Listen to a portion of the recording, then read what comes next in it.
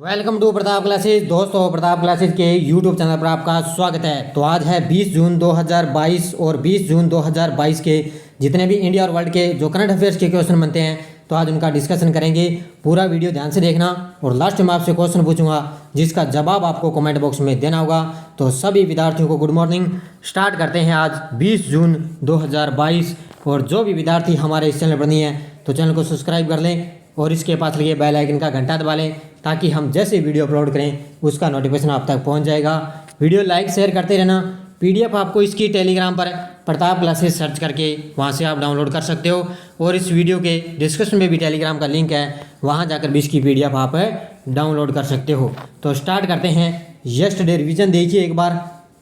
हाल ही में किस राज्य में 19 अंतर्राष्ट्रीय साहित्य महोत्सव शुरू हुआ है? तो ये हुआ है हिमाचल प्रदेश में।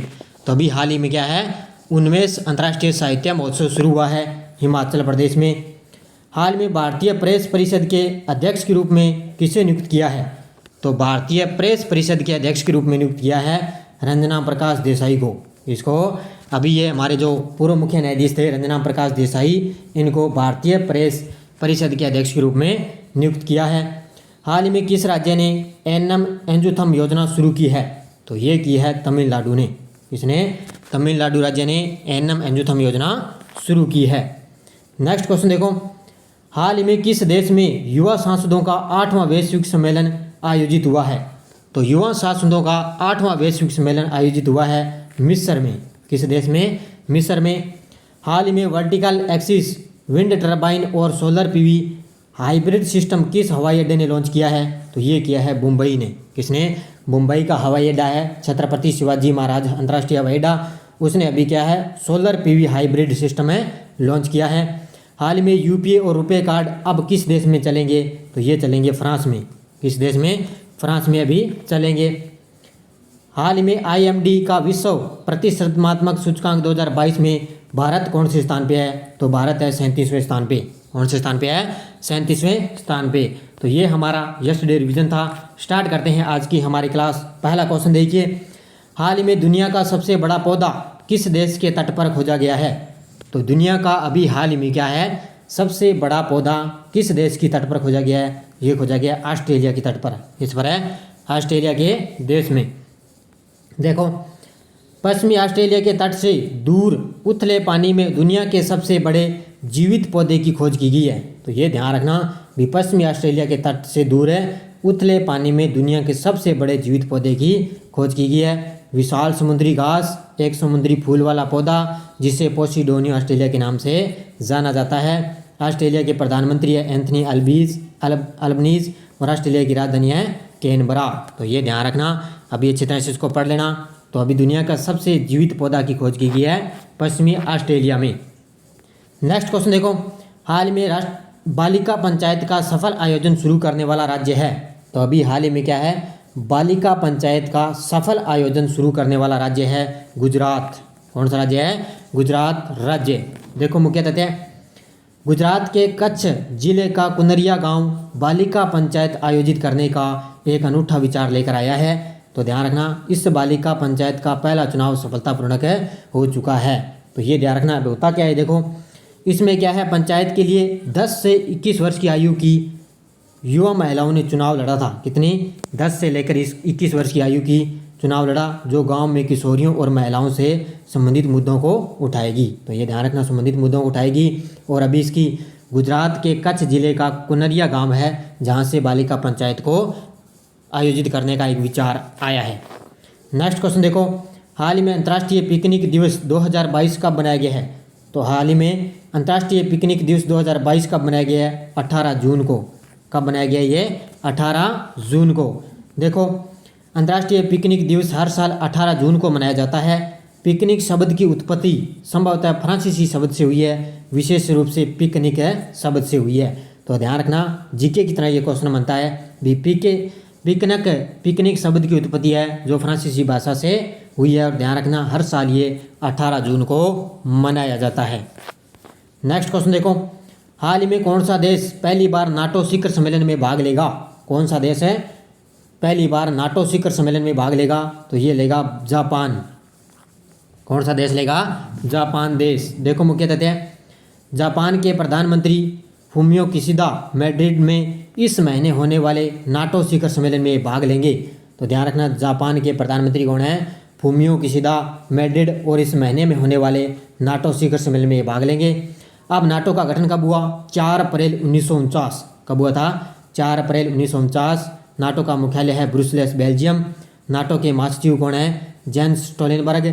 ध्यान रखना, कौन है? Gents Stoltenberg. नाटो में कुल सदस्य देश कितने हैं? 30। कुल सदस्य देश कितने हैं? 30। और नाटो का अंतिम सदस्य कौन बना था? मैसिडोनिया। कौन बना था? मैसिडोनिया। ये पूरी डिटेल आपको अच्छी तरह ध्यान रखना। गठन कब हुआ था? 4 अप्रैल 1949 को। नेक्स्ट क्वेश्चन देखो, हाल ही में किस शहर में जीएसटी काउंसिल की 47वीं बैठक होगी? हाल ही में किस शहर में जीएसटी काउंसिल की 47वीं बैठक होगी? तो ये होगी श्रीनगर में। किस में होगी? श्रीनगर में बैठक होगी। देखो, जीएसटी परिषद की 47वीं बैठक 28 और 29 जून 2022 को श्रीनगर में होगी और जीएसटी परिषद की अध्यक्षता वित्त मंत्री निर्मला सीतारमण द्वारा की जाती है। तो ध्यान रखना, जीएसटी परिषद की 47वीं बैठक 28 और 29 जून 2022 को श्रीनगर में होगी और इसकी अध्यक्षता कौन करेगी? आपको पता है, हमारे वित्त मंत्री कौन है? निर्मला सीतारमण के द्वारा की जाती है। अगला क्वेश्चन देखो, हाल ही में सरकार ने अग्निवीरों के लिए कोटा स्थापित करने के लिए कितने प्रतिशत आरक्षण की घोषणा की गई है? तो ये आपने पढ़ लिया होगा क्वेश्चन भी, कितने प्रतिशत क्या है अभी अग्निवीरों के लिए आरक्षण की बात की गई है? तो 10% की। कितनी? 10% की। देखो, अग्निपथ योजना के व्यापक विरोध के बाद केंद्र सरकार ने केंद्रीय सशस्त्र पुलिस बलों सीएफएफ और असम राइफल भर्ती में अग्निवीरों के लिए 10% आरक्षण की घोषणा की गई है। तो अग्निवीरों के लिए क्या है? 10% आरक्षण की घोषणा की है। गृह मंत्रालय ने सीएपीएफ और असम राइफल में अग्निवीरों को 3 साल की छूट देने का भी फैसला किया है, लेकिन इसमें उम्र क्या है? 17.5 से लेकर 21 तक किया, लेकिन अब इसको 23 वर्ष तक भी कर दिया जाएगा, ऐसा इसमें सिस्टम हो रहा है। तो 3 साल की छूट देने का फैसला किया जा रहा है। अगला देखो, हाल ही में किस आईआईटी ने सेप्टिक टैंक को साफ करने के लिए रोबोट विकसित किया है? हाल ही में किस आईआईटी ने सेप्टिक टैंक को साफ करने के लिए रोबोट विकसित किया है? ये किया आईआईटी मद्रास ने।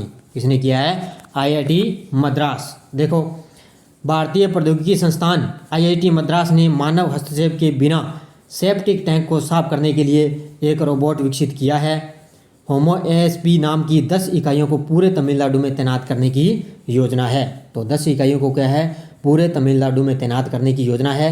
और अभी क्या है? बिना सेप्टिक टैंक को साफ करने के लिए एक रोबोट विकसित है किया है। किसने? आईआईटी मद्रास ने। अगला क्वेश्चन देखो, हाल ही में हमजा आब्दी बर्रे किस देश के नए प्रधानमंत्री बने हैं? हाल ही में हमजा आब्दी बर्रे किस देश के नए प्रधानमंत्री बने हैं? ये बने हैं सोमालिया के। किस देश के बने हैं? सोमालिया देश के। देखो मुख्य तथ्य, सोमालिया के राष्ट्रपति हसन शेख मोहम्मद ने जुबलैंड राज्य चुनाव आयोग के पूर्व अध्यक्ष हमजा अब्दी बर्रे को प्रधानमंत्री नियुक्त किया है। तो सोमालिया के राष्ट्रपति हसन शेख मोहम्मद ने जुबलैंड राज्य चुनाव आयोग के पूर्व अध्यक्ष हमजा अब्दी बर्रे को प्रधानमंत्री नियुक्त किया है। सोमालिया की राजधानी है मोगादिशु। सोमालिया की मुद्रा क्या है? Somali shilling. सोमालिया के राष्ट्रपति कौन है? हसन शेख मोहम्मद। कौन है? हसन शेख मोहम्मद। अब देखो पिछले वीडियो का क्वेश्चन, हाल ही में किसने 89.30 मीटर भाला फेंक के साथ नया राष्ट्रीय रिकॉर्ड बनाया है? तो ये बनाया है नीरज चोपड़ा ने। सभी विद्यार्थियों ने बड़े शानदार जवाब दिए। सभी विद्यार्थियों को हार्दिक शुभकामनाएं। अब देखो आगे क्वेश्चन फॉर यू कल के लिए, हाल ही में BWF इंडोनेशिया मास्टर 2022 का खिताब किसने जीता है? तो हाल ही में BWF इंडोनेशिया मास्टर 2022 का खिताब किसने जीता है? इसका जवाब आपको कमेंट बॉक्स में देना है। और अब देखो आगे यश डोज क्या है। तिब्बत में मानसरोवर झील के पास किस नदी का उद्गम है? तो सिंधु, सतलज और ब्रह्मपुत्र, इन तीनों नदियों का उद्गम होता है। कहाँ से? तिब्बत में मानसरोवर झील के पास। विश्व का सबसे बड़ा नदी द्वीप माजुली द्वीप किस नदी पर है? तो ये आपको पता है, ब्रह्मपुत्र नदी पर है विश्व का सबसे बड़ा नदी द्वीप है। किस नदी को बिहार का शोक कहा जाता है? तो कोसी नदी को। तवा किसकी सहायक नदी है? नर्मदा नदी को। किसकी सहायक नदी है ये? नर्मदा नदी की। और भारत की लवण नदी के नाम से जानी जाती है लूणी नदी। तो सभी विद्यार्थियों ने बड़े शानदार जवाब दिए। इसी तरह मुझे लगातार आप जवाब देते रहिए, क्वेश्चन आपका एग्जाम में गलत नहीं होगा। अब देखो नेक्स्ट डोज जिसका जवाब आपको कमेंट बॉक्स में देना है। प्रायद्वीपीय भारत की सबसे बड़ी नदी कौन सी है? पंचगंगा तथा दूधगंगा किसकी सहायक नदी है? दामोदर नदी कहाँ से निकलती है? भारत की सबसे बड़ी वाह नदी है और कावेरी नदी का उद्गम स्रोत है। इन पांचों के जवाब आपको कमेंट बॉक्स में देना है और जाते जाते वीडियो को लाइक शेयर कर देना। और जिस विद्यार्थी ने हमारी इंडिया और राजस्थान करंट अफेयर्स नहीं खरीदी है, पीडीएफ मिल जाएगी आपको 2021 की, तो 8239355343 ये मेरा नंबर है। इस नंबर पे मुझे कांटेक्ट कर सकते हो। व्हाट्सएप के माध्यम से आपको पीडीएफ मिल जाएगी। 40 रुपये आपको पे करने हैं फ़ोनपे पेटीएम के माध्यम से। तो राजस्थान की चाहिए और इंडिया दोनों की आपको पीडीएफ मिल जाएगी। जाते जाते वीडियो को लाइक शेयर कर देना। लगातार आपको ये क्लासें मिल रही है। तो आज शाम 8 बजे आपको मिलेगा पूरे 6 महीने, पिछले 6 महीने का वीडियो आपके सामने आज शाम 8 बजे आने वाला है। तो धन्यवाद दोस्तों। जय हिंद, जय भारत।